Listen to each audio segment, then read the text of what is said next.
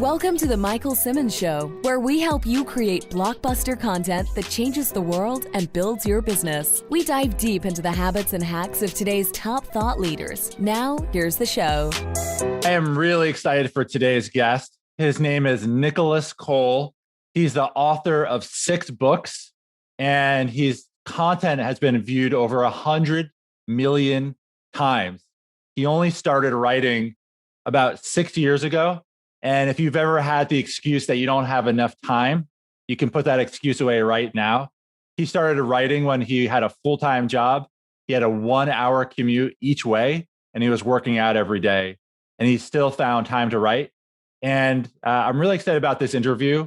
Nicolas Cole and I have become friends and have a lot of similar philosophies. And one of the things that really makes him stand out is him showing the power of just showing up every day, having no excuses, and shipping. And if you just do that for a long time, you will be successful. Welcome to the podcast, Cole. Really, really excited to have you. I've been looking forward to this for a few weeks now. Thanks for having me, man. It means a lot. I admire you as a writer, and I'm also excited because you have different approaches than me as well. So I'm looking forward to learning more about that, and maybe I need to update some of my models of how I view writing. I don't know, because that's what originally prompted me to reach out. Was I was reading your stuff, and I saw big differences between our two approaches. And so same thing with me. I'm always looking at other people, questioning maybe there's something that I've become too married to, or I've become too stuck in my ways in this thing. So I appreciate the way you approach writing and the way you think about it too. Yeah, and I feel like it's sometimes when there's a polarity, the answer is they're both true. And that's currently how I view it. So when I started off writing, I focused on a blockbuster approach. So I got invited to write for Forbes.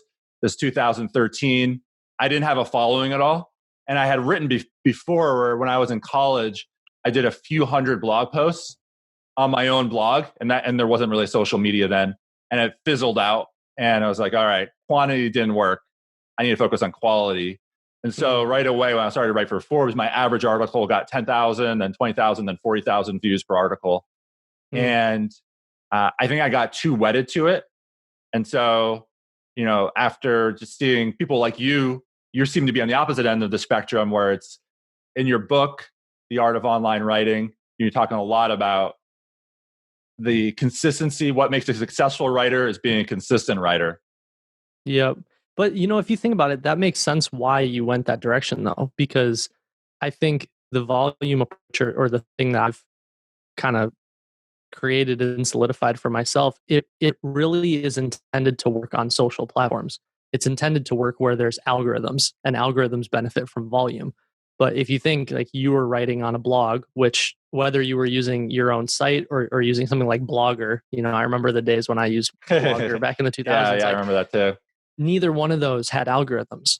And then writing for Forbes, all those big publications, they don't have algorithms. So it makes sense how you got to where you did, and why your conclusion was, well, I don't have a flywheel that's really like making this go faster for me. So I have to come up with a different way to get people to really latch onto it. Whereas for me, I was realizing that these platforms, there's thresholds in place where if they see that you're a power creator and you're putting stuff out all the time, one of their variables is, well, we're going to prioritize this user because they're creating a ton of content on our platform.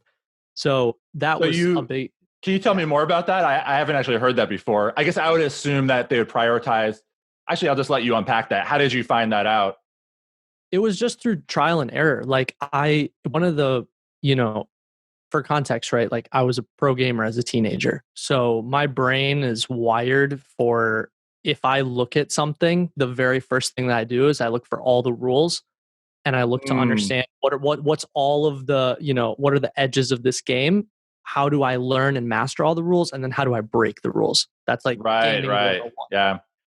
And so when I first got introduced to Quora, a few things immediately popped out to me as like rules of the platform. One was every person that was getting a ton of engagement, they weren't just answering questions, they were telling stories. So instantly I was like, cool, I need to tell personal stories.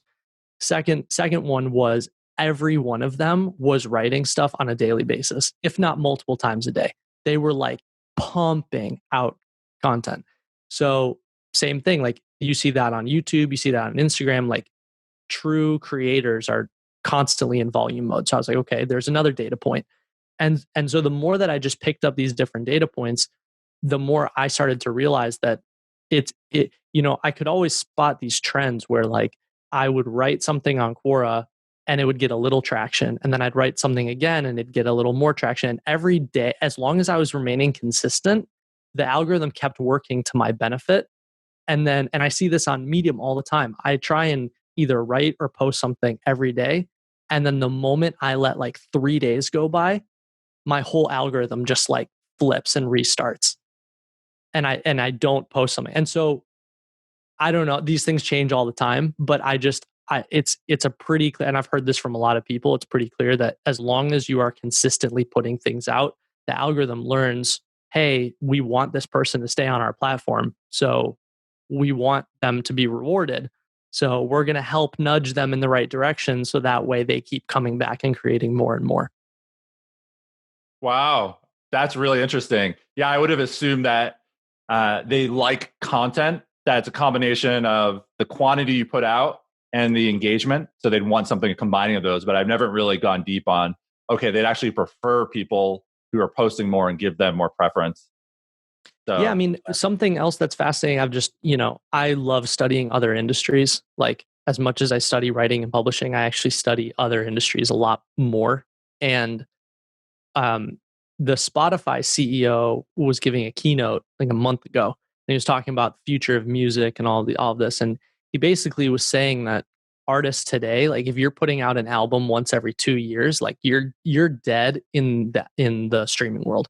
There's no way, because their whole everything they're built on and their algorithm and the way that streaming works, like he basically was like, if you want to survive as a musician, you need to be putting out new music constantly, unless you're already in the tier of I'm a Drake, I'm a Taylor Swift, I'm a whatever, I can get away with that.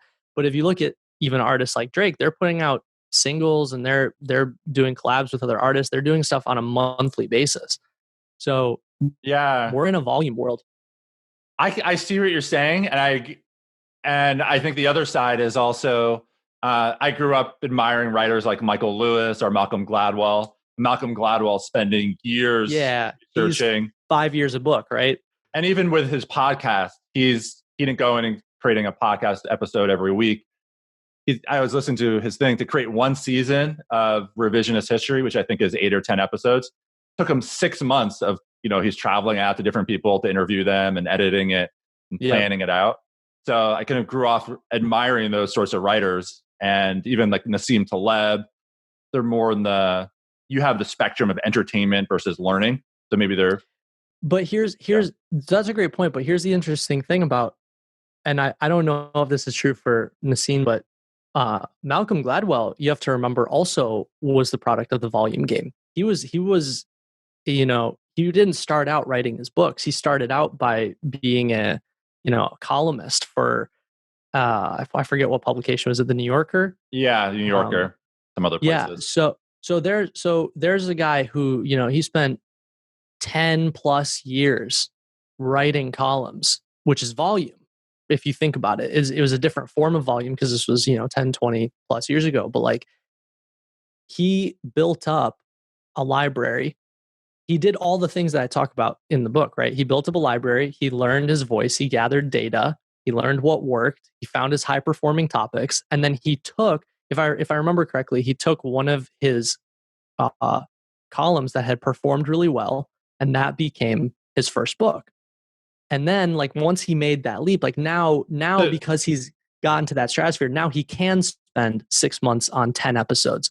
But if you're like a new person, you're like, my first podcast, I'm going to spend a year putting together 10 episodes and that's it. I think you're destined for failure because it doesn't work that way. Yeah. Well, okay. This is a good conversation. I think there's a few other things. One is, I think, the average person isn't a very good writer, hasn't done a lot of research. And so I think if you jump into writing content, you're also going to be visible as well. versus, so, okay, I take a step back. I view it as almost an algorithm of quantity times improvement. And quantity is one way to get improvement. So you get a feedback loop every time. You can see the number of views and the comments. Yep. Even though I haven't written as many articles, one thing I've tested over 4,000 titles. So I looked at it, okay, title testing is really a big thing and understanding what makes things go viral. And so rather than just doing trial and error and seeing what works, I can get in reps by actually creating the title. I can even target an audience. I could target Medium's audience. I could target whoever my audience. And I also spent probably 1,000 hours studying data on BuzzSumo, where you get all the data. Yeah, it's a great platform. That doesn't address what you were saying about the algorithm, but it addresses the skill part of it, that by really narrowing down on a fundamental skill like titles and then testing that, I could get thousands of reps very rapidly and improve from other people's lessons learned. Yeah, we're saying the same thing for sure. Yeah. Is basically, you have to in some way create a flywheel for yourself. That's exactly. And when I think about my writing and my writing career, ultimately I think about it as a flywheel. I'm just trying to set things from where I start, however much time I had when I started and my skill set. I'm just trying to set things in motion such that the momentum increases over time. And so I can get more and more of an impact with less and less time. Yes. Yeah. And for those that don't know, because that's kind of, especially in writing and publishing, flywheel is not a very common term, but the term flywheel and what we're talking about is like, how do you get from idea to creation to feedback to next decision, that whole loop? How do you go through that as quickly as possible and shortening that loop over and over again? The reason why that's so important, and like I think the reason why I almost like overcorrect in talking about it with people is because I find so many writers do not even know how to think in this way. And so what I try and point out is, if you're like a lot of people are very married to this idea of like, I'm going to spend 7 years working on my book. Right. And then my one book's going to come out, and then I'm going to just catapult to the stratosphere and it's all going to be over, and like, that's the dream. That's what a lot of people are very married to. But what they don't understand is that you're basically signing up for a 7-year feedback loop flywheel where you only get one piece of data at the end of it. Right. Yeah. It's like, I think book work or not. I think one can make errors on both sides. So I think what you talked about is the big one of Blockbuster. That's the biggest downside of Blockbuster, or the risk, and I think that exists in startups as well. That's like a company raising $100 million, like building all these factories and systems, only to realize that customers don't want it. And I think on the other side of the spectrum, I think there can be a level of quantity where people are putting out stuff and they're not really improving. They're not even getting enough traction where they even get meaningful feedback. Yep. And then it just fizzles out. And I've had that happen multiple times. Yep. So I feel like, as we're talking about, the best is some combination of feedback loop where your momentum is increasing. And there's multiple ways to get that. Another factor here, I think, is depth. So you think about, in the movie industry, you have James Cameron, who's just, Avatar is going to come out sometime. It was originally, Avatar 2 is going to come out in like 2012, then 15, then now it's 2025, and there's going to be 4 of them he's filming at the same time. Yep. So he's super hardcore on the blockbuster side of things. But, and I think Apple is very similar, where it's just doing very few things, but investing so much into it that's fundamentally a different thing almost. Mm-hmm. That sometimes you can test out an article idea, and you in your book you give the example of Mark Manson. He writes, his one article gets millions of views, turns that into a book, and it's one of the top 10 books of the decade, nonfiction. Yep. But I also think that sometimes it's a different thing to take it from the miniature version to the best version. Mm-hmm. Let's say the iPhone prototype. If you just do something where it's just really, really too little inside of it, it's not a good test for the bigger thing. Mm-hmm. And so how do you think about that, the dimension of depth? It's a great question, because I think everyone is going to have their own definition, you know. But I've heard I was talking with this woman, she's an executive at a big company, and she gave me a great term, which was language for, I didn't realize how I was thinking about it. And she said, whenever she works with startups, she encourages them to think about minimum viable repeatability. And so what that means is, especially using startup talk, everyone's like, how do I build minimum viable product? Well, I know, and mentors that I've had have pointed out too, it's really not about how do you build like you said, the least version of something.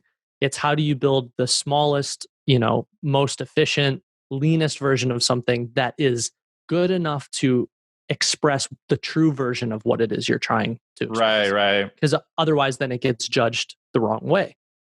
So why I like this idea of minimum viable repeatability is it asks the question, like, okay, if you have a limited number of hours, resources, things that you can research or people that you can collaborate with, what are all the chess pieces on the table? And what is the thing that you can create not just once, but multiple times? And the reason why that's so important is because it's like, again, going back to the volume versus blockbuster model, it's really not effective if you go, I have X number of resources and I'm going to pour all of those resources into creating one thing. And if that one thing works, we're going to the moon. And if it doesn't work, we can't do it again. That's all we have. Right. Yeah, so it's kind of like the risk of ruin of if you go into a casino and then you're putting all your things on one and you lose, then you're out of the game.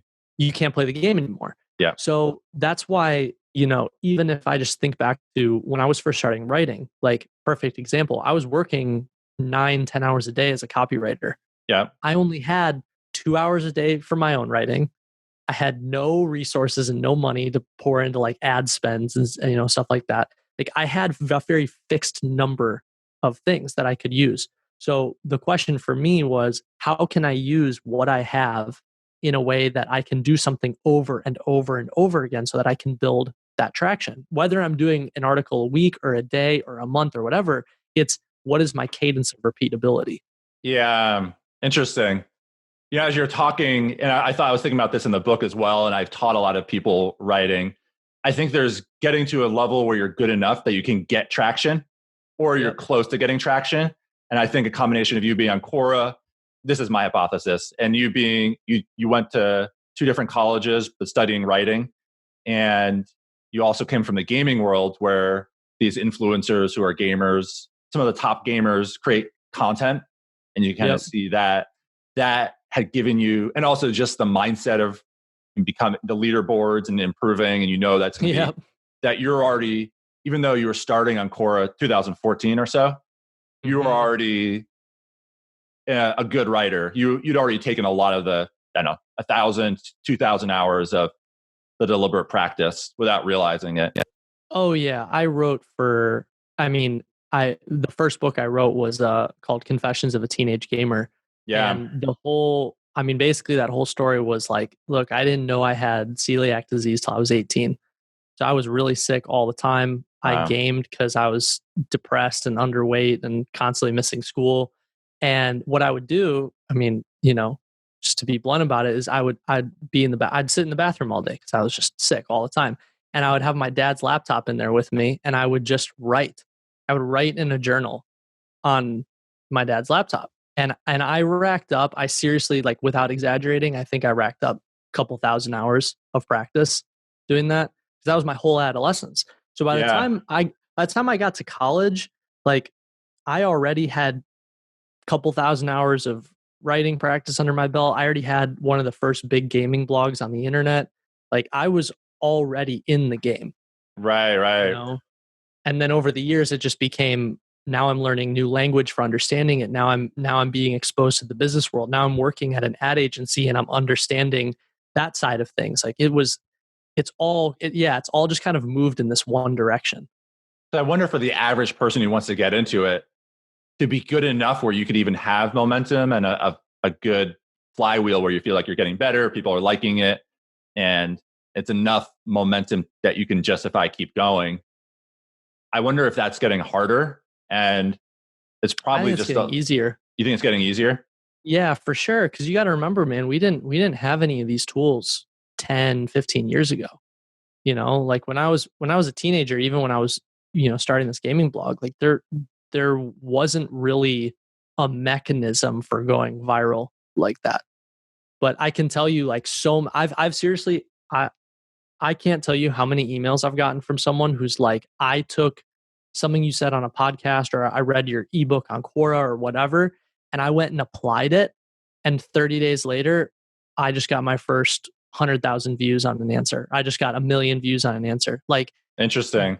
It's getting easier. The problem is that people we're talking about writing, and these are all of the writing, publishing, best practices, growth hacks, like we're in that space. But the reality is that most people don't gain traction because of the layer that's underneath that, which is all rooted in self-belief. It's right. It's a confidence issue. It's a what are people going to think issue. Has nothing to do with the writing. Right. Well, number one, I agree that having coached a lot of people from going from not publishing anything to publishing publicly, it's a really, really big step. And it's not just one limitation or fear that comes up. It's like a whole bundle of them.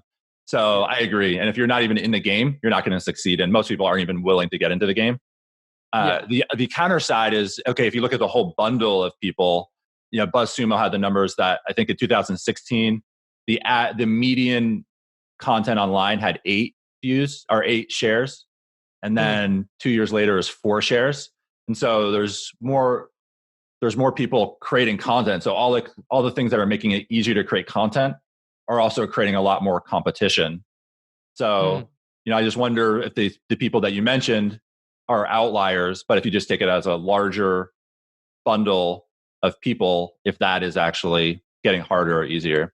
I feel like it's getting easier if you're good and you're consistent. Yeah, go on. So that's a really good point. Not to like nitpick here. I can tell we're both very like analytical people, right? But I think the variable that I would want to throw into that is, can we, instead of using, as our data source, like every page on the internet, let's instead examine all of the pages that have to do with people that have been consistent more than the past 30 days.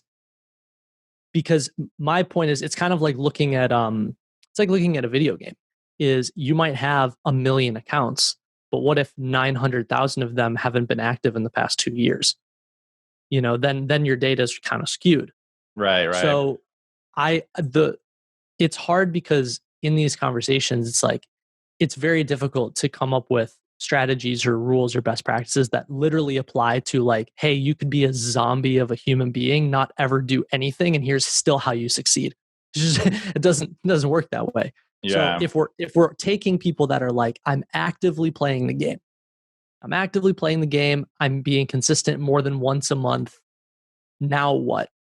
Then that's an easier conversation to have. Yeah, I can see that. It's a really good point. And, I should say that about 2 years ago, I changed my approach where I was only doing blockbuster articles and that's all I was doing. But now I do 4 or 5 posts per day. And I look at it like battleship game, where you're doing a lot of tests and you get the benefit of every test. You build followers, you gain skills, but also occasionally you have these posts that take off. And that gives me confidence to invest more time into creating something more. All right, so let's move on here. So online writing is really interesting topic in that it's really becoming its own thing, I feel. There's all these platforms that are out there. There's all these mediums that are out there. There's new business models emerging. And it seems like Silicon Valley is becoming interested in it. A lot of people are feeling like you could build a following and then launch a makeup line or launch a software product. You could build a lifelong following where you use it to build one business, but then you can also use it for other businesses. Elon Musk is a perfect example. We have Substack, where you could create your own subscriptions and so on. So I guess my question for you is, how would you describe where we are right now in the online writing industry, if you want to call it that? And then what do you see as the future? What are the things about the future that you think you see that other people aren't really aware of? Well, For one, I'd say, Silicon Valley has always been interested in it. If you think about the beginning of the internet, long before there were algorithms, people just wanted to know, how do I publish a web page? That was 1.0, and that is a form of writing online. Right. And so the interesting thing, and I talk about this kind of in the first chapter of the book, is like, you have to really step back and understand how we got to where we are. And one of the big things I try and point out to people is, I find so many times everyone's focused on, well, I want to start a blog, but the original definition of a blog it comes from the term web log. Right. And the idea was, I'm gonna log like what I'm doing. It was basically as a way of like, how do I communicate bugs that I'm working on this site? And it's like a different form of a library. That term and that mindset doesn't really apply anymore. And I think more importantly, if you look at your Facebook feed, like, or Twitter feed or whatever, every time you refresh, you're not looking at a linear feed. You're looking at, I'm showing you something that happened 30 seconds ago, and I'm showing you something that happened yesterday, and it's interspersed. There's a new way of presenting that information. So the idea of writing in a linear way, which I also find a lot of people do, they're like, I want this post to lead to this post to lead to this post. Like, that doesn't exist anymore. Right. So it's important to understand these principles that have changed, so that, if you look at the future of where I feel like we're moving is, every single thing you write both has to be able to stand entirely on its own. So if someone randomly comes across one of your however many hundred or however many thousand articles, they need to be able to read that and not need the context of the other 499 articles. Right. That each post stands alone. Each post has to stand alone, and at the exact same time, it also has to, in some way, make sense within the library. Right. Yeah. So that way, if someone reads it, right, then they get curious and they start poking around, and then they're like, "Oh, okay, cool. I want to read another one. I want to read another one." So when you have these things in mind, to me, the future is, you have to have both of those at the forefront, and then you have to consider what platforms are in these different stages. I don't know if you got into this part in the book, but yeah, I have the 5 different stages of platforms. Yeah. Like, this is another big thing that people don't get, is all of these platforms they're startups, they're companies, right? And so they're in different life cycles. Sometimes the company is very young, and because they're growing and because they're throwing, they're accelerating, they're putting a bunch of capital behind their growth. If you're there at that time, you can reap a significant amount of benefit because you're kind of in the middle of their windstorm. And so the example I use is, when I started writing on Quora in 2014, 2015, they just raised another big round. They were really trying to accelerate. They wanted their core users and their power creators to stick around. So what's going to get me to stick around? It's going to be exposure. If I write something and it's like, I just got 10,000 views on it, of course I'm going to keep writing there. Yeah. But then a couple years later, when they like kind of achieved their growth, their growth goals, and then they're like, we're going to launch our ad platform, then they start throttling it back. Now all of a sudden I'm not getting as much exposure. So this big thing that I explain to people is like, it's not like, hey, here's the platform, this is it. All you got to do is write here, and now for the rest of your life you're good. You have to pay attention to where these platforms are in their life cycles and what the next one is. Right. And then move your library and take full advantage of it while it's in that kind of whirlwind of a moment.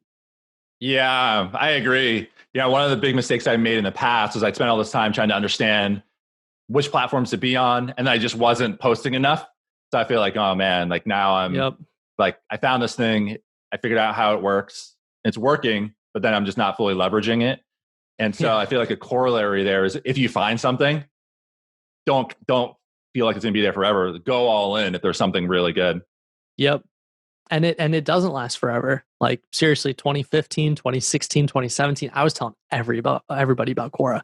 I was like, this isn't going to last. This isn't going to last. Like, come get it while it's hot. And then sure enough, like 2018, they started beta testing their ad platform. And by 2019, 2020, like it's still a great platform. It's still one of the big ones, but it's nowhere near what it was. Where it was. And, you mentioned a few different platforms in your book that you think the ones that are going to stay, like Amazon, Medium, Quora, LinkedIn. So a lot of these are fairly mature, although everyone's still evolving and testing out new things. Yep. And Wattpad was one that I've heard of it, but I haven't really jumped in. Yep. I wonder if there is going to be many new platforms that maybe we're just at the dawn of social media and there's a lot of experimentation, but there's not going to be as much new platforms, maybe new features on the platforms more than that. Yeah. I mean, I talked about this on a different podcast a couple of days ago, but Medium to me is in a really interesting space in its growth cycle because it's raised a ton of money. It's raised more than 100 million. And right now, it is the best place to make a living as a writer on the internet. If you are an independent writer and you're just trying to... Even more than Substack? I'd say for different reasons, but yeah, I would say even more than Substack because it's... Right now, you're getting this added benefit, which I think over time, Substack will probably surpass them in a different way. But like on Medium, it has the algorithm, has the ability to tap in and reach new people that you wouldn't be able to otherwise.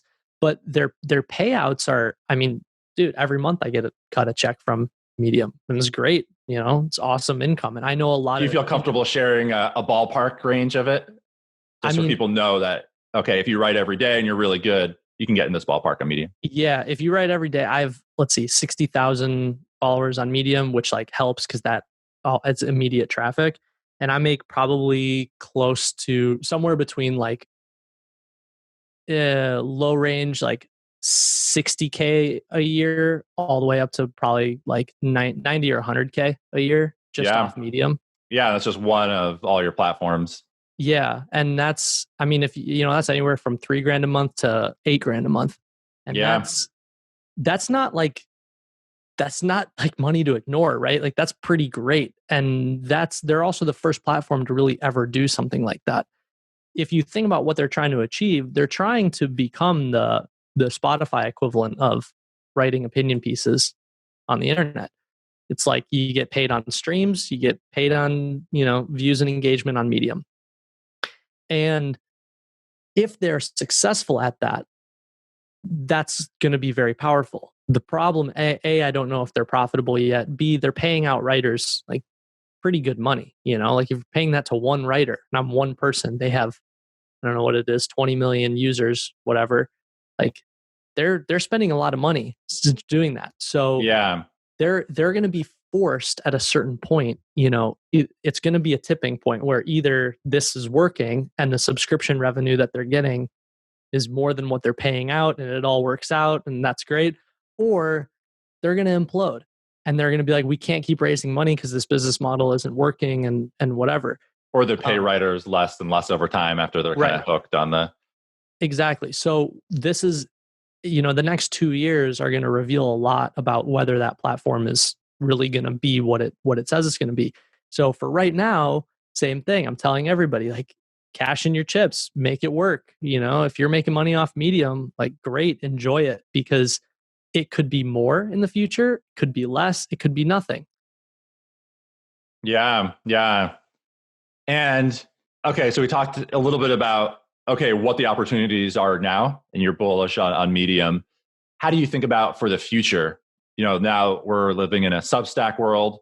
We're seeing, I just saw a fellowship started by Eric Torenborg for writers, and there's new monetization channels.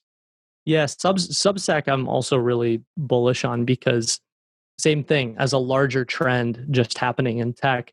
It's this whole unbundling of these big platforms. So, if the past decade was about how do we get as many people to this one thing and then just spray them with ads, that's been the model for a lot of different industries. Now it's starting to become, well, I don't actually need that many people to make money if my money's not coming from the ad model, it's coming from the subscription model. Right. And what people don't understand with that is in order for me to make meaningful income, when I was writing for Inc., I was getting paid per page view. That was an ad model. So I need to bring in 1 million views in order for them to feed out however many ads for me to get paid a penny per view. So after 1 million views all said and done, I'm left with, I don't know, $5,000 or whatever it is. That's not a lot based on what I'm driving. And compared to most people, you've hit the lottery if you're getting 1 million views per month. You're in the top 1% easily. Totally. Top 1%, if not 1% of 1%. Yeah. And so it's just not feasible. But with Substack, if I can get 1,000 people paying me $5 a month, like I quit my full-time job and I'm just running my Substack, and I can build on that, and I have more time, and like that's a very powerful conclusion, And so the future to me is, and you're seeing it with books, you're seeing it with articles, you're seeing it with everything, is people are moving more and more away from, I don't actually want or need to sell 1 million copies for me to quit my job and be a full-time writer. Same thing. I just did a whole Twitter thread about this. If you go and do a book deal with a big publisher, even if they give you a 6-figure advance, you're getting a 10%, maybe a 15% royalty on that. And the amount you're getting paid per hour once it's all said and done, if you're investing time, it's probably pretty low. Yeah, is nothing. You're pennies on the dollar. So I think I'm hoping more writers are starting to wake up to this realization and going, okay, it's not about me hitting the lottery. It's not about me hitting a home run. If I can just get base hits pretty consistently, and I can maintain ownership, and I can build, my own niche and my own loyal audience, that's all you need. And all of a sudden, you're making 100, 200K a year off, it's not that much. You don't need that much to drive that sort of revenue. And it's moving from an industry where you almost have to be someone like you who gets like 1 million views or hits the home run to even make a living, to now it's like like you're saying, like the average person could make it. There's the idea of 1,000 true fans. Yeah, I love that essay. The Lynn Jin from Andreessen Horowitz has this idea of 100 true fans. I think that's interesting as well. We have our high ticket program, which is $10,000. And, I also think there's going to be a big opportunity there that's underestimated. Because for most people, like I would say 95% of people, information isn't enough. So for example, to go to start a business or to do something like starting writing, you really have to confront all these fears and internal resistances of procrastination. And so, it's hard to get the mindset stuff from writing. I think, obviously, I think you and we started at a young age, like reading books, learning from others and on that cycle. But my observation is most people aren't in that. I like that phrase, information isn't enough. Because you're right. People do want more. And you bring up a really great point of, I also think, I was just talking, I just had a conversation with Tucker Max about this. I think he falls on one side of the spectrum, which is there's writers that write to then build some sort of business on top of it. Right. And that's basically the mission of his whole company with Scribe. And that was a big reason why we built Digital Press in the first place. Like, it's this whole idea of, don't think about it as writing, think about it as speaking on the internet. You want people to know what you're thinking about, your insights, your perspectives, how you solve problems. That's one side of the writing world. And then the other side of the writing world are the people that are like, well, I don't actually really have an ambition to build a business. I'm not trying to be that type of person. I genuinely want to make money off of the things I write. Yeah. And this is the side you fall on. Well, I've been on both, like I built a 7-figure company off of me writing on the internet, so I understand how. And when you say that, you're talking about your agency. Yeah, Digital Press. That's what we did, and we took my methods for writing and we, scaled it by giving it to other executives and founders and saying, here's how you write on the internet. Here's how you do all these things. We'll do it for you. But the other side where you actually want to make money off of people reading your words, selling books, like I want to make a living as a writer, that's actually a lot harder. And it's a lot more difficult to make that profitable. And so that's another piece that I kind of explain to people is like, it's a lot easier to write. It's a lot easier to go from I'm writing on the internet to you can hire me as a freelancer. That's a super short growth curve. Right. Versus I'm writing on the internet and then I put out my first book, then I put out my second book, then I put out my third book, then I put out my fourth book, and like you don't know when you're going to hit. It might take on that second path, it might take 4 years or something for the average person. Putting 2 hours, 10 years. Yeah, let's say 2 hours per day. I mean, you put in more than 2 hours over time, but the average, and you started from in 2014, you started from a few thousand hours in. So you think it would take 2 hours per day. How long do you think it would take for somebody to make a career as a writer? I would think less in hours, but I read this interesting study recently where this company, they surveyed, what writers are making more than $100,000 a year off of their writing, like truly off of like book sales and off their writing. And the interesting thing is, I'm trying to remember the exact number, but I think they said in order to even get close to that, you have to have a minimum of 10 titles in your library. 10 books. 10 books. Wow. And again, it goes back to the same thing, right? Like in terms of your flywheel, it's just a really unreasonable expectation to say, I'm going to write my first book, never write on anything on the internet, have no marketing vehicle. I'm just going to write this product and then I'm going to put it up for sale. That's not just going to magically give you a career.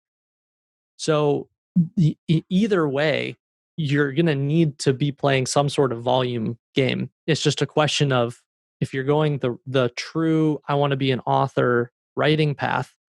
That's why I'm kind of pointing out these other things going, well, look, you can supplement your income by writing on Medium. You can build a really loyal Substack. You can don't just think of it like I'm a writer and my only source of income is the book that I write. Think of yourself as a media company, and your book or your books are one vehicle, one type of product that you publish. Yeah, I love that. All right, I'm going to switch gears again. Okay. So when I think about my own self and, okay, what am I trying to do at a, let's say, somewhat abstract level? I'm trying to build up a base of ideas. So I spend probably 80% of my writing time actually researching, and I'm trying to get better at writing. So once I have an idea, naming it, putting out as a tweet, as an article, as a blockbuster article, as a book, hopefully. And then there's I'm more in creating courses aspect of it. We have our mental model club, learning ritual, and seminal program. So I'm thinking about funnels that if people really like the writing, they get value from it, they go there. And so I'm thinking about how do I get better at creating funnels? How do I get better at creating transformative programs? So it's 4 skills: idea, production, funnel, and coaching. Yep. And there's a flywheel that I get better at creating ideas. Then I can publish them across multiple platforms and then get more and more momentum there, which makes it more people go into the funnel, and more people who love the program will then promote the program on its own and so on. Yep. And they'll buy multiple programs. And for you, how do you view your competitive advantage, or what makes you unique, or the flywheel that you're trying to build going to the next 5 or 10 years? My competitive advantage is absolutely the ability to go from idea to written piece or product very quickly. Like that's what I've refined. Is speed is definitely an unfair advantage for me. But with that, right, same thing as you. Like I admittedly don't spend as much time researching in advance. I read a lot. I read a lot, but how much would you say, just to give people context? I probably read a book every 2 weeks. I try and read a book a week, but I usually end up getting spending more time writing. But I try and get through a book every 2 weeks, and I'm always like reading interesting essays on the internet. And yesterday I was reading an essay penned by Emily. I don't know how to say her last name. Ratajkowski, the model. And I've heard of her, but I don't know who she is. And it was an interesting essay about just like intellectual property and models not owning their basically like themselves and their photos. Very really interesting. But I like reading like really diverse things. Yeah, And likewise. Because it gives you great ideas. But yeah, I'll say like the next 10 years for me is everything I did with articles and writing on the internet, I now want to apply to writing books. I'm a firm believer that the publishing world is completely upside down. I think it's ridiculous that when you sell your book to a major publishing house, the deal terms are whatever the advance is, and then in some cases 5% royalties, high end 15% royalties. Like it's nothing. And I've heard from pretty much like anyone that's signed a publishing deal, good friends, people I've run into at events, all of them have said, I'll never do it again. Really? Wow. Yeah, really bad experiences across the board. Lots of different publishers. People just saying I had no creative control. People saying like they're just timelines are completely screwed. And so for me, like the reason why people go that road is because of credibility. So every single person says they're like, yeah, but I don't want to self-publish. I want to say I'm a published author. But for me, I mean, first of all of the credibility that I've like earned or gained has all been on the internet, and most of it's all just made up stuff anyway, right? Top writer on Quora, like cool. Most people don't even know what that badge means, but to me, it was a form of credibility, and then other people adopted it as a form of credibility. Same thing with top 10 writer on Inc. You know, like does that mean something? I don't know. Yes, no. Credibility is subjective. Right. So my biggest credibility was, all right, cool. I've racked up 100 million plus views on all my content. Great. And Cole, keep going. I'm just going to let the dog out of this room, but I'm listening. Let the dog out. And so my point though is I really think the reason why people don't even seriously entertain the self-published aspect or that road of things is because they think that it's like diminishing who they are. And they think that there's some like really big, knighting ceremony that happens when you're a big published author. And yeah, like, okay, I get that side of it. But at the same time, I really believe that, look, if you had a self-published library and you were making $500,000, $1 million, couple million, 5 million, 10 million a year off of your own library because you've been at it for 20 years and you've mastered that and you're on it, I really don't think in the long run someone would be like, you know what, instead of 10 million a year, I'd rather say I was a published author under a big publishing house. I just don't believe that anyone would say that. But the reason why I feel like no one's gotten there is because everyone's too impatient. And they just want the instant gratification. I wrote my book, I'll take my 100K advance, or even I'll take my 7-figure advance. I don't even care. Give me $1 million now. But they don't do the math and realize that if they had just thought through it a little bit more or just been a little more patient, instead of taking $1 million now, if that book really was a blockbuster book, they could have made $10 million off that thing. So you're essentially betting on self-publishing and that using your speed, you can really build up a large body of work over time. So you can publish a book a year or book every other year. 10 years from now, Cole has a year. Dude, I've done 4 books in the past 7 months. Okay, so we talk 10 years from now, you've written 40 books. Oh, bro, 10 years from now, my goal is 50 plus titles. I'm aiming for 100. Okay. And I'm not trying to sit here and, I know the people who are like, hey, I wrote an ebook on how to train your dog in 20 hours. And then I just threw it up on Amazon with a cover I did in, Microsoft Paint. I'm not trying to do that. Like I'm trying to put out quality products, but with speed. And I really, really believe that if you have the patience and the foresight to see what comes with true ownership, then it doesn't take very long. Really do the math. 10% royalties does not give you a lot. Like it doesn't take very long for all of a sudden you to start going, okay, I'm making $5,000, $10,000, $20,000, $50,000, $100,000 a month. All right. Okay. So what you're saying is really interesting to me. Like it breaks a lot of the things in my head, which I like, because that always means that there's an opportunity to think differently. So The first thing that it breaks is, for me, I get so many of my ideas or unique ideas from the research I do. Otherwise, I feel like the things I'm saying aren't really as much cliche. Although I can see if you're really good at storytelling and voice, people are just following you for you in a way. And they like your way of saying the thing they might have already heard. How do you, so given that, how do you make an interesting book 4 times a year that gives a new thought? What's setting it apart in the world where there's a million new books every year? Great question. Because there's different types of books, and there's different ways to tell stories or to share information. So, for example, right now, I'm co-authoring a book with 2 other guys. They're the geniuses behind it. They're just looking for a writer to help them tell the story. But it's about category creation. It's a business book. Oh, awesome! This book is going to be bomb. This book is going to blow people away, and it has some incredible research in it, and it is going to really open people's minds and be a truly unique. I have not heard this perspective before. Right. This is a book we've been working on for 2 years. Some projects take longer. Some projects require that research. They require that time, and especially if you're doing, business books where it's like new research has revealed this, those tend to take longer. Right.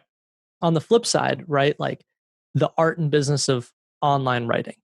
I wrote that book in 2 or 3 months, edited it for a month, and then how much time per day during those 2 to 3 months would you say? Anywhere from, days where, I was just busy doing other stuff, like an hour, all the way to, there were a lot of days where I would put in, 4, 5, 6 hours cranking. Okay. So maybe let's just say 3 hours for 3 months. So yeah, on average, yeah. So a few hundred hours. Yeah, remember that's a book of this is stuff I've been thinking about for 10 years. So that's a lot easier for me to fall out of me. So if I'm thinking about this 10-year journey, I have a lot of different projects on different tracks in my mind. Okay, let me pause you there. Okay, so I got it. So one thing is partnering. So if you're partnering with someone, they already have, so much knowledge, and so you're partnering with your strengths. The other step here is areas where you've already built up expertise. Like if you're writing a book about gaming back in the past, or writing about online writing, that in and out. You publish thousands of articles, so you don't need to do a huge amount of research. Yep. How else do you think about do you get to do really high quality and speed at the same time? Another one was, like a month or 2 ago, I put out this book called 19 Tiny Habits That Lead to Huge Results. And this is part of another experiment I'm running. That's the title of a really high performing article of mine. And that article got, 1 million+ views, and it gave me a lot of feedback on what people wanted to hear about from me. So part of my experiment has been, I'm going to take these articles with proven titles and I'm going to turn them into quicker read books. I'm going to take the article, that's going to be the outline for the book. Right. I've already got it outlined. Every main point is a chapter. I just expand the point. And so it's not going to be one of these books that's 80,000 words. This might be 20,000 words, something like that. Yeah, I think this one was like 40,000, something like that. Okay. And so yeah, same like you had said, that book leans very heavily on voice. You enjoy that book because you enjoy my writing style, you enjoy the voice that it's told in, you enjoy the personal stories. It's a very style-based book, and style-based books are typically easier if you've already established your style. If you're creating a new style, that takes a whole lot longer. Right. But you can almost, if you have your style is really unique, that you can almost write on anything and people would just want to hear your point of view. Is it a secret weapon like that almost? Yeah, Mark Manson's, Subtle Art of Not Giving a Fuck, like that is a style book. And they put some other stories in there, but like there's nothing in that that's like, oh, this is game-changing research. It's a style book. You read it because you enjoy his voice. So kind of looking at these different tracks, co-authoring is one, and those are typically longer projects because you're working with other people on their timelines. Style books that you've written a ton on the internet, and you already know how your voice is. And I've got 10 or 20 of those that I'm like, all right, cool, I can do all these different topics. That's great. Then I've got my memoirs are typically more artistic, more expressive. Those take longer because that's more of like an art form to me. It's not just like I'm churning those out. Yeah. Writing books, I know in and out. Like I've got that whole series, The Art and Business of. I've got a bunch of titles that I want to do under that. So yeah, it's not just I'm going to pick an idea, churn it out, and then I'm done. It's what timeline needs to go with what idea. Right. Interesting. Okay. Really interesting. So one question for you related to this is, you were talking about in your beginning of your writing career, you talk about this in your book, you started with Quora, then you had an opportunity to write for Inc. And then so you, rather than giving up Quora, you decided to write for Quora and Inc. And Inc. Yeah. And then, now, there's different publications, like you're active on Twitter, you do Medium. And so all of these can really add up. And so if you're doing books, the time has to come from somewhere. There can be overlap where some of the content is reused, but how do you think about making those trade-offs? And not only that, there requires a certain amount to jump onto a new platform. There's a ramping up period where you don't have any followers. You have to learn how it works. And how do you think about that? Yeah, I'll tell you, I'm in that period right now. Like it's a really weird feeling because I've become really accustomed to writing articles on the internet. It's very easy for me. It's kind of like I describe it like I grew up playing classical piano, and I never got to this point, but I imagine the virtuosos are, as quickly as they can hear it in their mind, the keys under them just play. Right.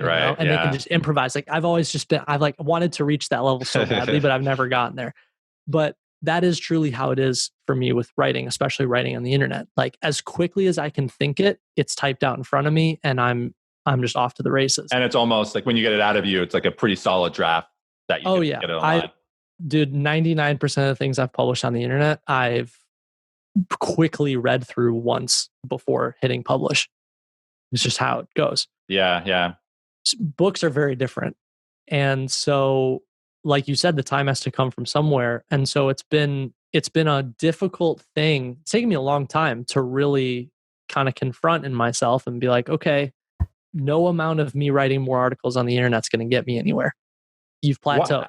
How did you come to that conclusion? Because, in the most basic way, writing on the internet doesn't make me money. Like I get exposure and I've built a lot of credibility, and all of those things are great. But like I've quite literally racked up 100 million plus views, and I don't know how many of those I've gotten paid on, less than 10%, So I think at a certain point when you're sitting here and you're like, I want to elevate myself. I want to write harder things, and I want to reach a different professional level.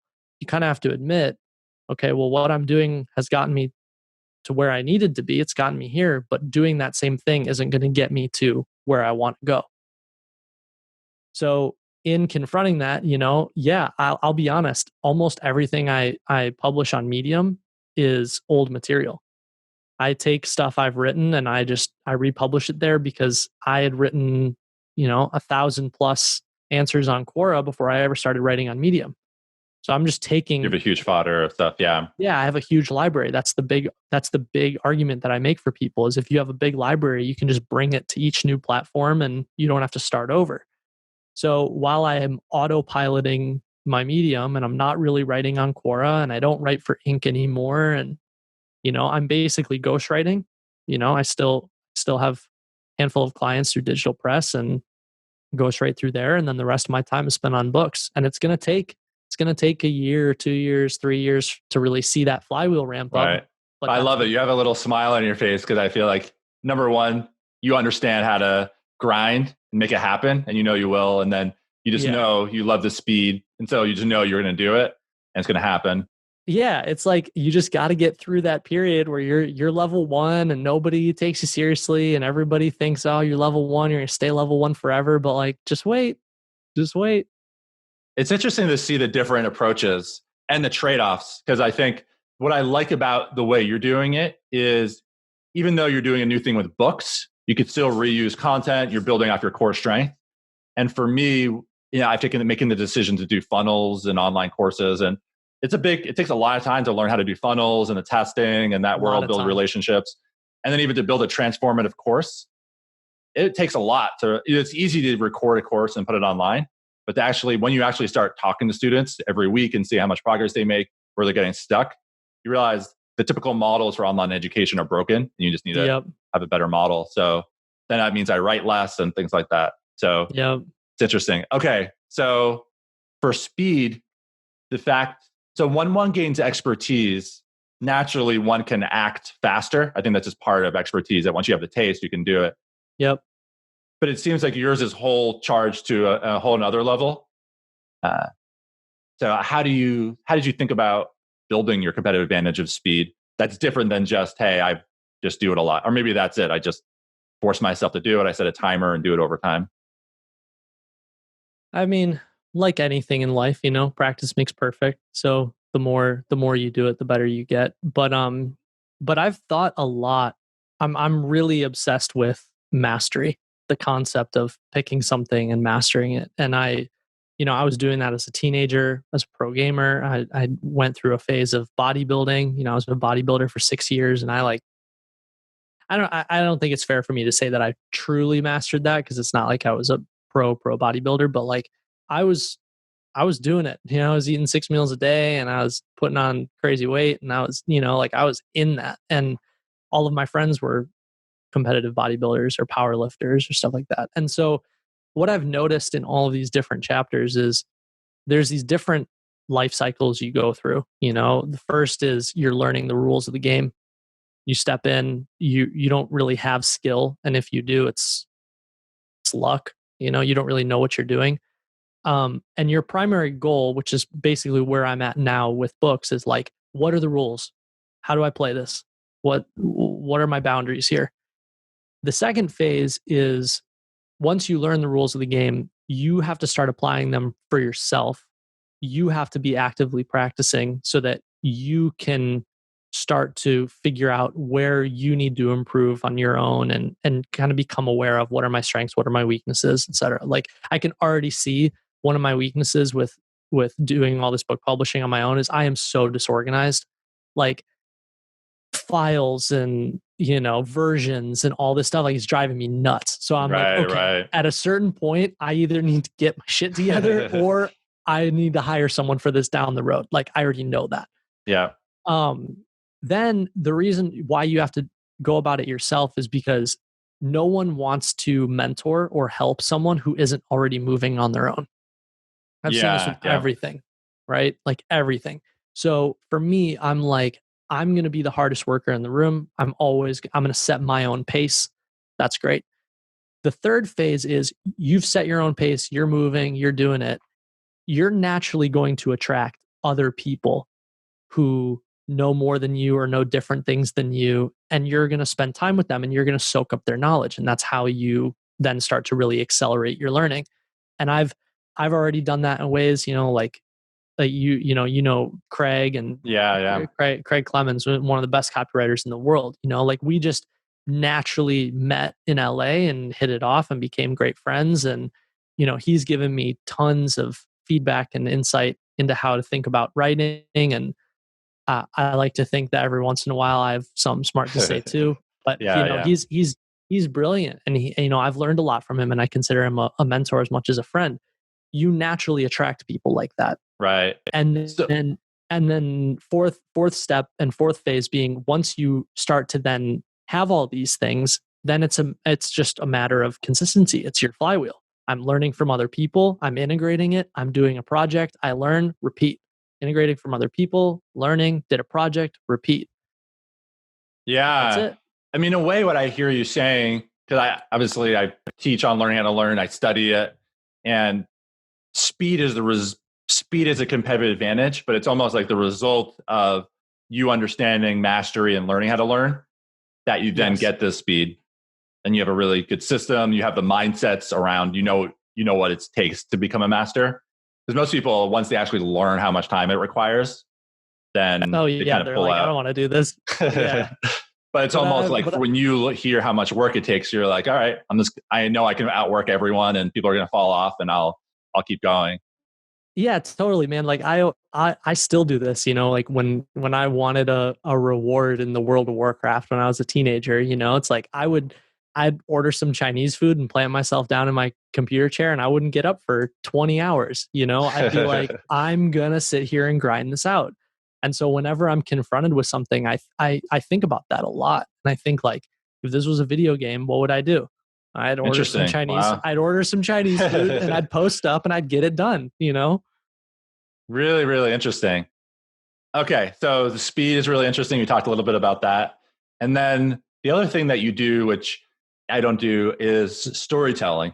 And I started a little bit Forbes doing it and like really admiring Malcolm Gladwell. And then I kind of realized that I don't personally enjoy it as much. And then I felt like I didn't need it as much for things to actually what made it go viral. But now I'm looking back and saying, okay, that's an area I'd like to develop is the storytelling, especially for book writing. I think it's important. Part of me, when I go back to write articles and think about how I'm going to tell my story, I'm like, this is boring or it's not that interesting. And you not only tell your story, but all your photos of your cover images are you, which is awesome. So what do you understand that I don't about storytelling and even just having the photo of yourself there that is key for people who want to be successful with online writing? I know you grew up in Quora, but why is it important in other mediums as well? So this is going to be a very meta concept, but I'm confident that you'll follow. So back when I was a gamer, there's this thing, this has always existed in gaming, is people would make what are called PvP videos. And PvP stands for player versus player. And it basically would be you'd run around in the game and you would record your screen and you would record you fighting other players. You'd capture really great clips where you would do something flashy or something cool. You'd take all the clips, you'd put it to some 2000s punk music, and then you'd put it out on the internet and be like, look at how amazing I am. Right. That's a PvP video. Yeah. My son, he plays Minecraft like 4 or 5 hours a day and he has a YouTube channel, so I'm getting a little bit of this from him. Yeah, so there you go. Okay, so this was, man, I still have some of these saved on my computer. They're so nostalgic. Like PvP videos are a special thing. But what was amazing about those is, especially when you would watch yourself play, you'd rewatch the clip that you just recorded, you saw yourself in the third person. You saw yourself outside yourself. And gamers, even I remember like early, 2009, 2010, 2011, like gamers were the first ones to really be like, I'm going to turn myself into a YouTuber and I'm going to use my character as my avatar and I'm going to make this cool logo. Like gamers really got the idea of quote unquote personal branding because they were so used to seeing themselves outside of themselves. Your character in front of you. Yeah. Right? So when I started in 2013, 2014, that's when like Vine and Instagram were blowing up and you had all these influencer circles starting and all, like immediately the parallel to me was obvious. It's like, think of yourself as a character and you are creating, everything that you make. That's your PvP video. You're just expressing who this character is to the world. And that's the way I've always thought about it, is even though you still want to be authentic to who you are and you want to express, you as a person, you have to also see yourself outside yourself and question, how is this being expressed and received on the other end? Right. Because when you take, or anyone takes a selfie and puts it on Instagram, like the reality is like, if you don't show yourself, people don't see that, right? They don't know what you're doing. They don't know you. They only see what you show them. Right. So for me, it's always been this conscious decision-making process of like, I want to show and represent who I want to share with you. Same as any influencer, any entertainer, any YouTuber, any whatever. And at this and simultaneously, I want you to also know who I am and associate my work with me, and I want to build that relationship with you and all of those things. So yeah, they're all very like methodical, thought out processes. Not like I'm trying to like trick people. Like they're no. I mean, right? But like, yeah. I've thought about it a lot because it's like the idea of authenticity is a weird idea because there's never any way to show all parts of ourselves.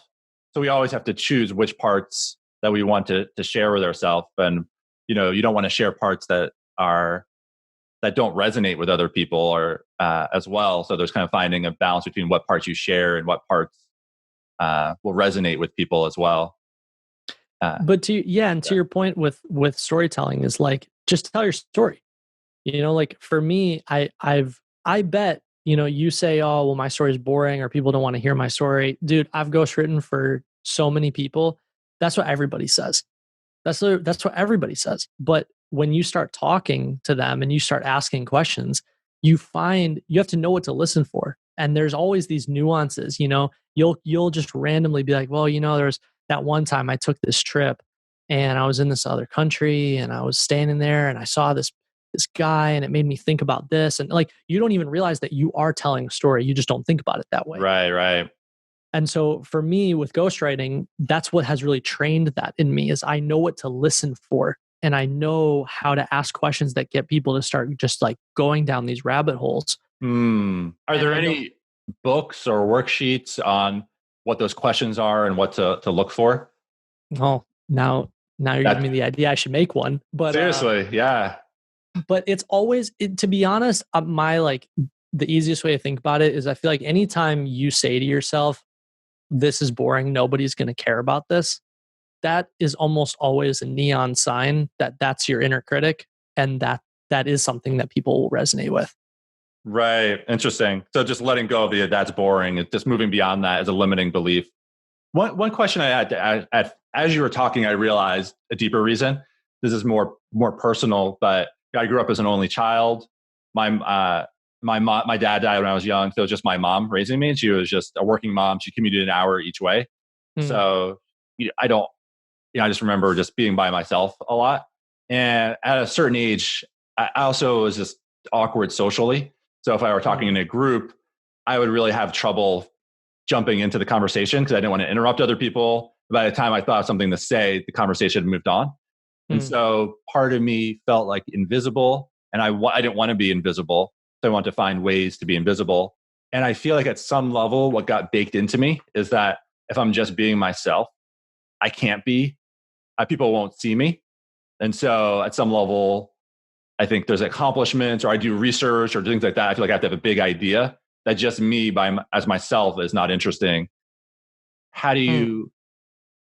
Let me show you. Okay. Yeah. So everything you just said, if then we were working on something, I'd be like, okay, Michael, here's how it works.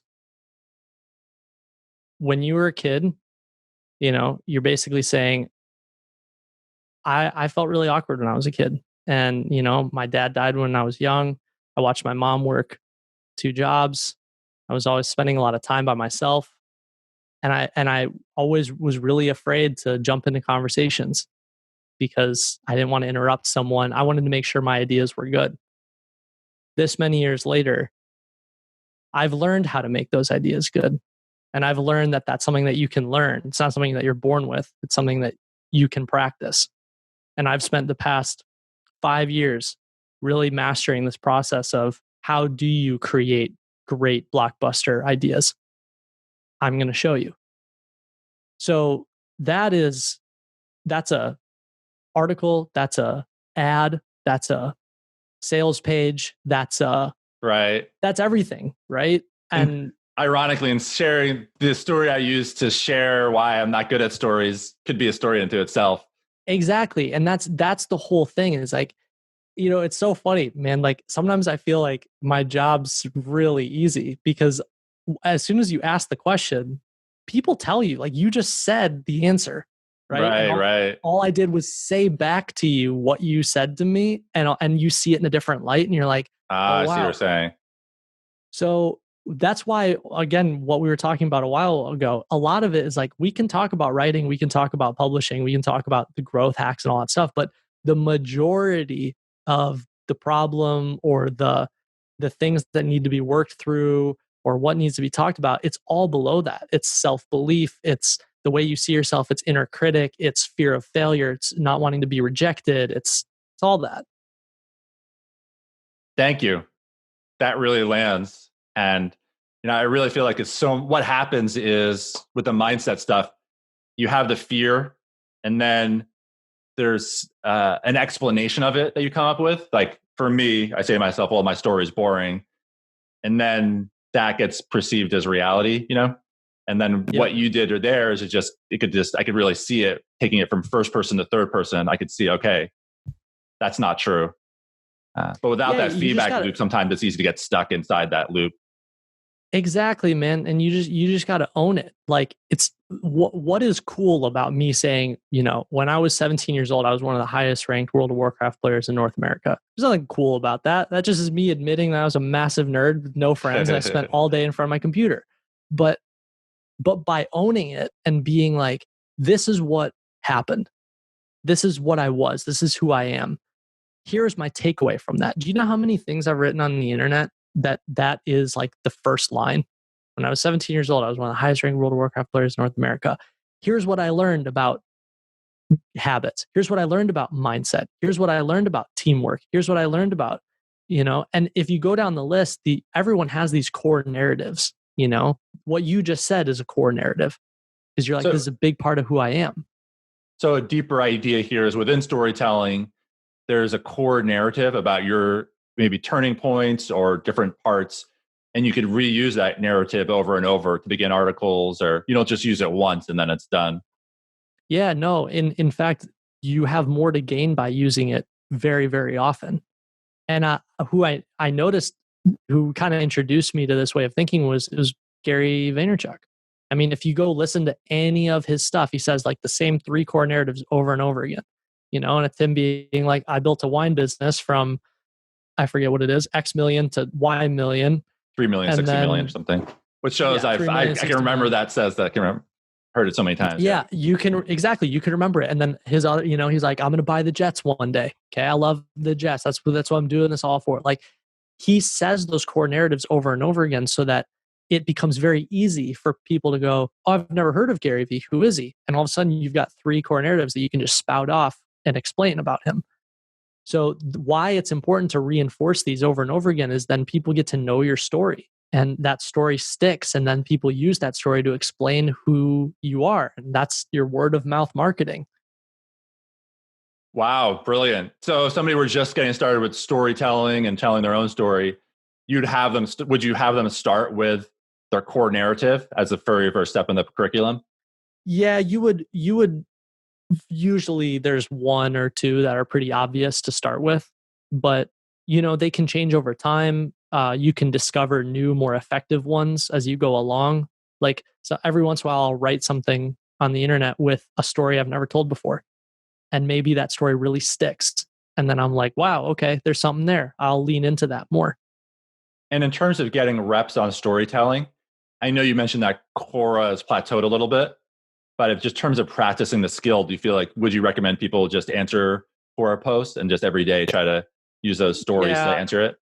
Quora's far from dead. Quora's still great. And it's very like low pressure, like low barrier to entry, and can give some great data. So yeah, Quora and Medium, I think, are the best. LinkedIn's pretty meh these days. I think it's great as kind of a republishing platform. Like, you might as well just put it there too.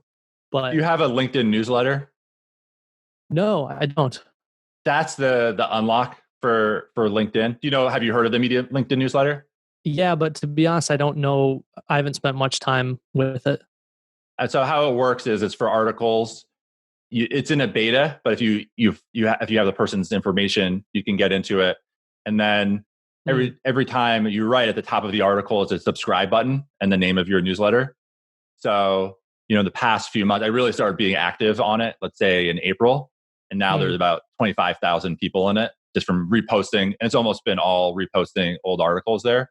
But now you could just see a steady increase. Like the first one I wrote had 3,000. Now the average one's around 10 to 12,000 views. But it's just the nice thing is you could see it increasing and by about 500 to 1,000 subscribers per week.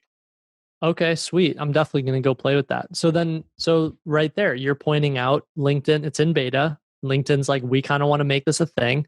So they're probably accelerating that and pouring more resources into that. Your viewership, you're seeing as a result of it. So that's a great example. Like there's always a new platform or a new feature. Yeah. You got to find them. All right.